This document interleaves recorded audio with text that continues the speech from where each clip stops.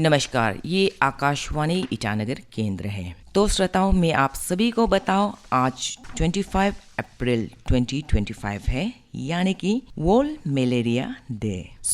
इस शुभ अवसर पे मैं आपको वर्ल्ड मलेरिया डे की हार्दिक शुभकामनाएं देते हुए वर्ल्ड मलेरिया डे के चर्चे पे मैं बात करने जा रही हूँ। और इस मुद्दे पे बात करने के लिए मेरे साथ मौजूद हैं doctor PJ Sharma, senior consultant, director of health services, Naharlagun, Arunachal Pradesh. Sir, मैं आकाशवाणी की तरफ से आपको वर्ल्ड मलेरिया डे का हार्दिक शुभकामनाएं देते हुए और मैं स्वागत करती हूँ अपने इस स्टूडियो पे। मैडम, आपको भी बहुत बहुत स्वागत और मेरी तरफ से हमारा सारे श्रोताओं को प्यार भरा नमस्कार। जी, तो सर कार्यक्रम को आगे ले जाते हैं। जी सर, मैं सबसे पहले आपसे जो मैंने अभी चर्चा की वर्ल्ड मलेरिया डे, मैं इसके बारे में आपसे जानना चाहूँगी कि इसका क्या महत्वपूर्ण, कहने का मतलब है इसका इम्पोर्टेंस, सिग्निफिकेंस क्या है। आप हमारे श्रोताओं को थोड़ा सा जानकारी दे दीजिएगा। जी, विश्व मलेरिया दिवस एक वैश्विक स्वास्थ्य जागरूकता कार्यक्रम है जो प्रतिवर्ष 25 अप्रैल को मनाया जाता है, जैसे कि आपने अभी जिक्र किया है। जी। और इसमें विभिन्न स्थानीय और सरकारी स्वास्थ्य अधिकारियों और नीति निर्माताओं से मलेरिया से लड़ने और इसके उन्मूलन के लिए आवश्यक कार्यवाही को बढ़ावा देने के लिए यह एक वैश्विक आह्वान है। इसका उद्देश्य है मलेरिया को नियंत्रित करने और अंततः इसे खत्म करने के वैश्विक प्रयासों के बारे में जागरूकता बढ़ाना। अब इसका इम्पोर्टेंस शॉर्ट में इतना ही है, और ये मुद्दे को हम लोग आगे बढ़ाते हुए जितना भी काम किया था आगे भी, तो उसमें कोविड का आने का समय में कुछ रुकावट जैसा हो गया जी। ये हर एक सेक्टर में हुआ है। तो हेल्थ में भी हम लोग काफ़ी प्रभावित हुए हैं, क्योंकि कोविड भी हम लोग ही डील करने के लिए, सामने में लड़ाई करने के लिए रेडी होना बहुत ज़रूरी था। तो उसी समय में जो हम लोग का प्रयास में मुश्किलें, रुकावटें आ गई थी, जी। अभी उसको फिर से हम लोग जोरदार तरीके से ये काम में आगे बढ़ाने के लिए फिर से काम शुरू किया है। जी। तो अगर हम लोग इसको छोड़ देंगे तो अलग अलग देश में कभी कम हुआ, फिर से आ गया, ये तरीका का हम लोग का भी देश में प्रॉब्लम हो सकता है रिलेटेड टू मलेरिया। जी। इसलिए हमेशा इसके साथ जुड़ के इसका ध्वंस करने के लिए और सारा वर्ल्ड से हो सके तो बहुत जल्दी इसको निपटाने के लिए हम लोग प्रयास में लगे रहे हैं। जी। और इसमें मैं ये दोहराना चाहूँगा कि आज तक भी जो हमारा अरुणाचल का स्थिति है, उसमें जितना भी सक्सेस अगर बोले या तो अचीवमेंट बोले जी, तो उसके लिए एक्चुअली भागीदार है हमारा अपना जनता, अपना देशवासी। बिल्कुल। और इसमें लाइन डिपार्टमेंट जितना भी है, जी। एक एक करके नाम लेना तो थोड़ा मुश्किल हो जाएगा। जी। इसलिए मैं संक्षेप में उन लोगों का सबका आभारी मैं व्यक्त करना चाहता हूँ जी। कि अगर उन लोगों को सहयोगिता नहीं होता था तो शायद आज भी इतना तकलीफ का बावजूद भी जो भी हम लोग प्रयास करके थोड़ा बहुत आगे बढ़ा है, उसका मुख्य हकदार वही लोग हैं। जी बिल्कुल। सर, आपने बिल्कुल मलेरिया का सिग्निफिकेंस का बारे में बताया। सर, मैं आपसे अभी जानना चाहूँगी कि इस बार का जो थीम है वर्ल्ड मलेरिया डे का थीम है मलेरिया एंड्स विद अस, री इन्वेस्ट, री इमेजिन एंड री इग्नाइट। इसका एग्जैक्टली मीनिंग क्या है, इसको आप हमारे जनता को बता दीजिएगा। जी, मैं थोड़ा हिंदी में कोशिश करता हूँ। जी बिल्कुल। मलेरिया का अंत हमारे साथ पुनर्निवेश, पुनर्कल्पना, पुनर्जागृति। जी। थोड़ा एक्सपांड करने के लिए कोशिश करता हूँ कि हमारा श्रोता भी हमारा भागीदार बने। जी बिल्कुल। मलेरिया का अंत हमारे साथ, इसमें हम लोग यही समझाने के लिए प्रयास कर रहे हैं कि मलेरिया का नियंत्रण और उन्मूलन रणनीतियों में नए सिरे से निवेश करने, रोकथाम और उपचार के तरीके को पुनर्कल्पना करने और मलेरिया को समाप्त करने के लिए वैश्विक प्रतिबद्धता को फिर से जगाने का आह्वान करती है। जी, यही है मलेरिया का इस साल की थीम का मीनिंग। थीम। जी। और इसमें जो आपने जोड़ा था कि री इन्वेस्ट, री इमेजिन एंड रिव्यू, रीइग्नाइट। जी तो उसका बारे में मैं थोड़ा सा बोलना चाहूँगा कि पुनर्निवेश इसमें मतलब रीइन्वेस्ट में मलेरिया से निपटने के लिए संसाधनों और प्रयासों को बढ़ाने पर यानी कि रीइन्वेस्ट पर जोर दिया जाए। जी मतलब आगे से भी हम लोग जो काम कर रहा जी था बिल्कुल। उसका ऊपर फिर से हम लोग गौर से काम करें, क्योंकि मिनिमम इन्वेस्टमेंट से मैक्सिमम आउटपुट हम लोग जी जी कैसे निकाल सकते हैं। जी, इसका मीनिंग है इन्वेस्ट एंड इनोवेशंस वगैरह। जी जी जी जी जी और अगर पुनर्कल्पना के बारे में बात करना चाहेंगे तो ये है मलेरिया की रोकथाम और उपचारों के लिए नए और बेहतर तरीके पर विचार करने की एक आवश्यकता पर हम लोग दोहराए। जी बिल्कुल।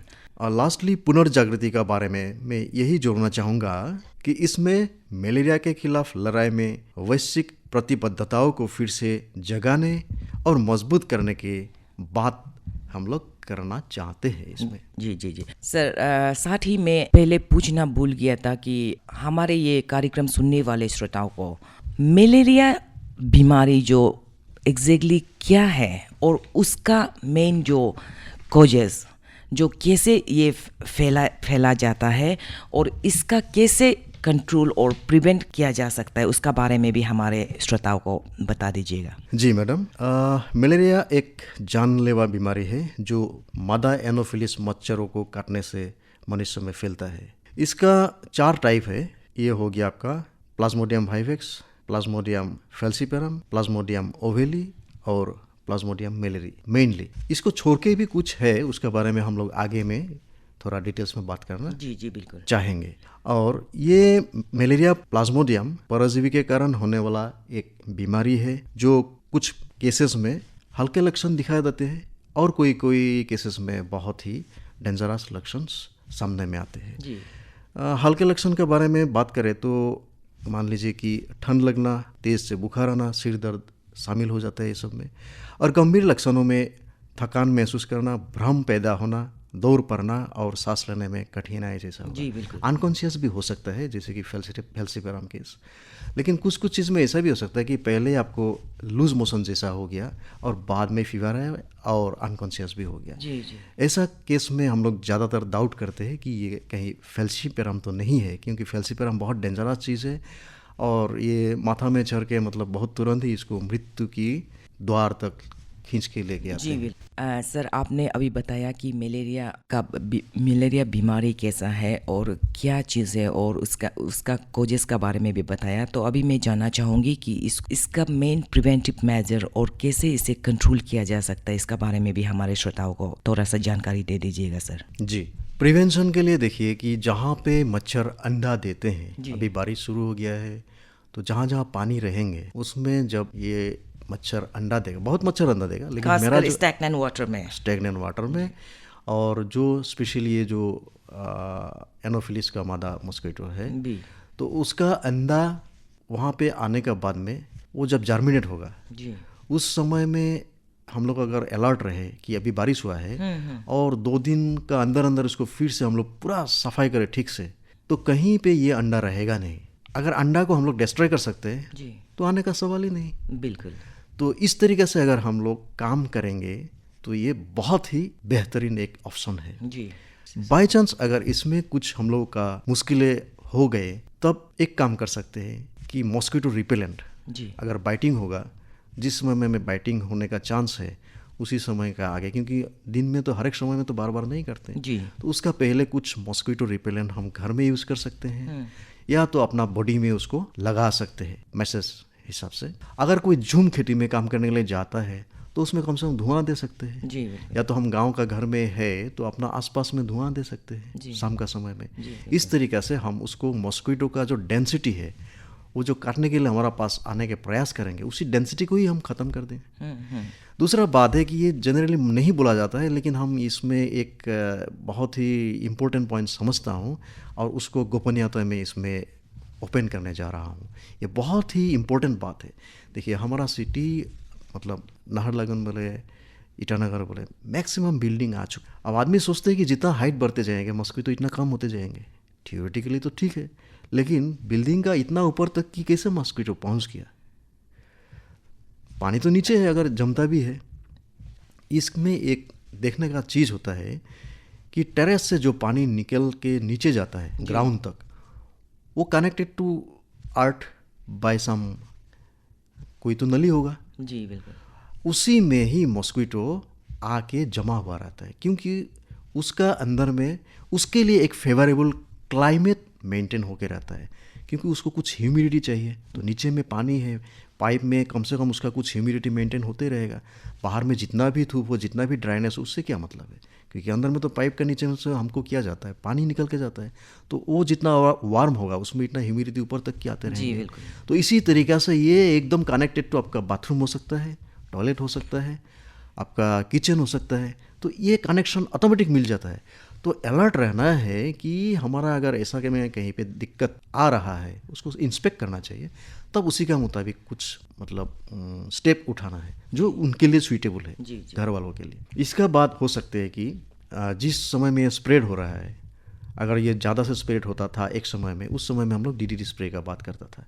तो आजकल इसमें पाबंदी है, तो नया कुछ तरीक़ा से इसको हम लोग करने के लिए प्रयास करेंगे। लेकिन इसमें भी एक बात है कि अगर लार्ज स्केल में होता था जिस समय में, उसमें कुछ कैलकुलेशन होता है public health point of view से, उसमें उस कुछ लिमिट को क्रॉस करता है, तभी हम लोग उसको करने के लिए गवर्नमेंट ऑफ इंडिया से परमिशन मिलता है। अदरवाइज हम लोग डायरेक्टली नहीं कर सकते। हाँ, कहीं पे एक केस निकला है तो उसका आसपास में हम लोग कुछ स्प्रे करके उसको ख़त्म कर सकते हैं। और डीडीटी का ये बंद होने का बाद में हम लोग जहाँ तहाँ इसको यूज़ नहीं कर सकता है। दूसरा बात है कि मॉस्क्विटो हटाने के लिए, या तो उसको हटाना ठीक नहीं, उससे हम लोग बचाव करने के लिए मॉस्क्विटो नेट का यूज़ करना बहुत ज़रूरी होता है। जी बिल्कुल। अगर ये आम नेट है तो उसमें डेल्टामेट्रिन को लगा के, मतलब पानी में डेल्टामेट्रिन डाल के बाल्टी में, उसमें अपना वाला जो नॉर्मल मॉस्क्विटो नेट है उसको भिगा के उसके बाद छाया में ड्राई करना है। और एक बात होता है LLIN जो गवर्नमेंट ऑफ इंडिया से सप्लाई होता है। जी बिल्कुल बिल्कुल। आप कुछ जोड़ना चाहेंगे शायद? सर मैं वही जोड़ना चाह रही थी कि केंद्र सरकार से या प्रदेश सरकार से मैंने भी देखा है गांव-गांव में मस्क्यूटो नेट प्रोवाइड करने वाला, उसका बारे में आप थोड़ा सा बता दीजिए। जी, ये नेट में कुछ दवाई मिला हुआ है। जी। जिस तरीके से आप बाज़ार से ख़रीदा हुआ, फार्मेसी से ख़रीदा हुआ दवाई में एक्सपायरी डेट होता है, डेफिनेटली इसमें भी अगर दवाई है तो इसका भी एक्सपायरी है। बिल्कुल। तो ये चीज़ को समझना गहरा बात है। जब इसको बनाते हैं या तो 3 साल के लिए इसका ड्यूरेशन एक्टिव रहता है, या तो 5 साल के बाद, ये 2 तरीका का आता था। अभी उसमें देख के ही आपको पता चलेगा कि ये जो सप्लाई आया हुआ है इसमें कितना साल तक की इसका एक्सपायरी मतलब एक्टिव रहेगा, उसके बाद कब ये एक्सपायरी होगा। एक्सपायरी होने का पहले ही इसको हाईएस्ट यूज़ करना चाहिए। कहीं ऐसा ना हो जाए कि हमने शादी दे दिया बेटी को, और उसका जब घर का आदमी आएगा उस समय में उन लोगों को इसको लगाने के लिए नया वाला मॉस्क्विटो नेट निकाल के देंगे, इसलिए हम पैकेट ही फाड़ेंगे नहीं। ऐसा नहीं होना है। जैसे सर आपने बताया कि जो सरकार जो मस्क्यूटो नेट जो सप्लाई देते हैं उसमें कुछ केमिकल्स मेडिसिन मिला हुआ होता है, तो उसमें कुछ वैलिडिटी भी होता है, जैसे 1 साल का वैलिडिटी या 3 साल का या 5 साल का। तो उसमें जब जिस दिन से सरकार ने उसको सप्लाई को दे दिया, तो टिल आप जैसे बताया है कि 5 साल का हो या 3 साल का, उस बीच में वो जो मस्क्यूटो नेट है उसको कुछ भी धुलाना नहीं पड़ता है, ताकि धुलाएगा तो मेडिसिन जाए बोल के, मैंने एज ए लेमेंट। तो इसका बारे में आप हमारे ये श्रोताओं को क्या बताना चाहेंगे? बिल्कुल, मैं यही जोड़ने वाला था कि वहाँ पे कुछ स्टिकर होता है, उसमें कुछ लाइन मिलेंगे, जैसे स्केल में लंबा दाग काट के बहुत लंबा ऐसा एक तो मोटा लाइन का ऊपर में छोटा छोटा दाग रहेंगे। तो उसमें आप काउंट कर सकते हैं कि कितना बार आप धुलाई गया है। आप अगर भूल भी जाएंगे तो जितना बार धुलाई गया उसमें पेन से, डॉट पेन से उसको काट दीजिए, मतलब एक बार धुलाई हो गया। वाह, वेरी नाइस। तो इतना सारे वहाँ पे फैसिलिटीज दिया हुआ है लेमन के लिए भी। देखिए, minimum investment and highest output, यही हमारा मकसद है। क्योंकि ये जो हमारा पास में पैसा आएगा, ये तो कहीं ना कहीं अलग कंट्री से आने से भी, ये तो कम्युनिटी से आने वाला डोनेशन ही तो एक्चुअली है ना। बिल्कुल। तो इसलिए हम लोग भी चाहते हैं कि कहीं भी इसका वेस्टेज ना जाए और ये सारा आइडिया सबका पास में रहे। अब देखिए, जनरली हम लोग 20 धुलाई का बाद में इसका इफेक्टिवनेस नहीं है कि बराबर मानते हैं, जबकि थोड़ा बहुत रहेगा जी। तो ये 20 धुलाई होने का चांस इस 3 साल में बहुत कम है। ऐसे भी आदमी की आदत कम है कि हर दिन या मतलब हफ्ते में धुलाई करते, ये आदत है ही नहीं हमारा इस खासकर साइड में। मस्कीटो नेट को। नो, हाँ, मॉस्किटो नेट का अपना तो गेंजी या अंडरवेयर वो तो अलग बात हो जाता है, लेकिन इसका प्रति ये थोड़ा सा अलग व्यवहार होता है जी। तो इसमें ये 3 साल का अंदर में जितना हो सके उतना ही कम धुलाई हो, ये इसका मंत्र है जी। तब इसका इफेक्टिवनेस हाईएस्ट रहेगा। और मेरा अनुरोध या विनती यही रहेगा मेरा श्रोताओं के लिए, प्यारे श्रोताओं के लिए, कि कोई भी एक वर्कर आप लोगों का घर से या घर का ही कोई मेंबर झूम खेती में या अलग जगह में जाके रात को रुकना है, खेत का काम करना है, देखभाल करना है, या तो फॉरेस्ट डिपार्टमेंट में जुड़े हुए कोई काम करने वाला आदमी है, तो कम से कम ऐसा वाला दवाई वाला मॉस्किटो नेट अगर नहीं भी है साथ में तो कम से कम, जैसे हम डेल्टा मेंटेनेंस का बात किया था, ऐसे वहाँ पे पानी में उसको लगा के उसके बाद में उसको भिगा के छाँव में सूखा करके उसके बाद साथ में लेके जाइए। और जहाँ पे रात बिताना है या तो शाम बिताना है, जिस समय में मॉस्किटो का बाइटिंग का मैक्सिमम चांस होता है, उस समय कम से कम खुद को प्रोटेक्ट करके रखिए। तब क्या होगा, आपका हेल्थ अच्छा है तो आपका खेत में या अलग कारोबारी में आपका हाईएस्ट आउटपुट मिलने के लिए भी संभावना रहेंगे। जी बिल्कुल। सर, जैसे आपने सब मलेरिया का बारे में तो बता दिया, मलेरिया बीमारी क्या चीज़ है, तो मैं आपसे ये भी जानना चाहूँगी कि मलेरिया जो बीमारी है ये जो है एक इंसान से दूसरा इंसान में कैसे लग जाता है? मैडम, इसका पहले मैं और एक चीज़ जोड़ना चाहूँगा कि प्रिवेंशन के लिए ये जो मच्छर का अंडा होने वाला बात है ना, उसमें भी कोई कोई जगह में हम लोग जहाँ पे मच्छर होने का चांस रहता है, पानी उसको ख़त्म करना भी मुश्किल है जी। जैसे कि ड्रेनेज सिस्टम है ऐसा कुछ, उसमें गेम्बूसिया बोल के मछली, छोटा वाला मछली है और ऐसा अलग वैरायटी भी आता है। तो ये सब भी हम लोग छोड़ देने से उस समय में ना, सीजन अभी आया है, शुरू हुआ है, उस समय में उसको वहाँ पे हम लोग दे देंगे तो वो वहाँ पे रहेंगे तो मस्क्वीटो का जितना भी अंडा होगा, कोई भी प्रजाति का मस्क्वीटो हो तो उसको खा लेगा। तो इस तरीक़े से भी हमारा मस्क्वीटो का पॉपुलेशन कम हो सकता है। जी जी। तो मैं नेक्स्ट आना चाहूँगा आपका सवालों पे। हाँ, फिर आप दोहराएंगे एक बार। सर, मैं ये जानना चाहूँगी कि ये जो मलेरिया जो बीमार है, ये जो है जिस पे जो बीमारी लग चुका है, जिस पे जो इन्फेक्ट है, वो क्या दूसरा इंसान पे भी लग सकता है, और इसका वेट कैसे ये ट्रांसमिट होता है उसका बारे में मैं जानना चाहूँगी। जी जी। देखिए, कहीं से फैलना है तो डेफिनेटली कहीं पे जमा है, मतलब कहीं ना कहीं इसका रिजर्वर है। बहुत पुराना हिस्ट्री आप देखेंगे तो इसका रिजर्वर फॉरेस्ट में मंकीज थे, वहाँ से कई प्रकार से ह्यूमन में आए तो रिजर्वर टू रिजर्वर ट्रांसमिट हो गया। अब मैं ह्यूमन को भी अभी एक रिजर्वर बोलता हूँ, इसलिए क्योंकि मनुष्य में भी एक बार ये मलेरिया लग गया तो उसको प्रॉपरली ट्रीटमेंट नहीं होता है तो वो उनका खून में, लिवर में ये सब छुपा हुआ रह सकता है अगर सिम्टम नहीं भी दिखाए तो। जी। अगर सिम्टम दिखाए तो बहुत अच्छा बात है, क्योंकि इस संदर्भ में हम लोग भी जागरूक है और आदमी भी नहीं चाहेंगे कि तकलीफ़ में झेलते रहे, वो भी तुरंत आएंगे कि हमारा ऐसा ऐसा तकलीफ़ है, इसका ट्रीटमेंट के लिए। जी। तो ये तरीका है कि ह्यूमन में जो रिजर्वर है उसको कैसे हम लोग ख्याल रखें। जी जी। दूसरा बात है कि आदमी को जिसका ऐसा वाला बीमारी है, पर्टिकुलरली एनोफिलिस मॉस्किटो मादा वाला काटते हैं, फीमेल मॉस्किटो। हाँ। तो श्रोताओं, आज का विशेष कार्यक्रम यहीं पे समाप्त होती है और मैं फिर से दोबारा आप सभी को आज की शुभ अवसर यानी कि वर्ल्ड मलेरिया डे पे मैं आप सभी को शुभकामनाएं देते हुए मैं भी सर के साथ साथ मैं भी कुछ जोड़ना चाहूँगी। जैसे सर ने बताया कि मैं भी यही आप सभी से निवेदन करना चाहूँगी कि अपने घरों को, अपने आंगनों को साफ सुथरे से रखिएगा और साथ ही अपने जो नल्ला नली है उसी को भी आप अच्छा से क्लियर से रखिएगा, साफ़ सुथरे से रखिएगा। जैसे सर ने बताया कि अगर नाला जो ब्लॉक होते हैं तो उस पे पानी जो है स्टैग्नेंट होके रह जाती है, उसमें काफ़ी चांसेस है मस्क्यूटो का ब्रीडिंग होने का।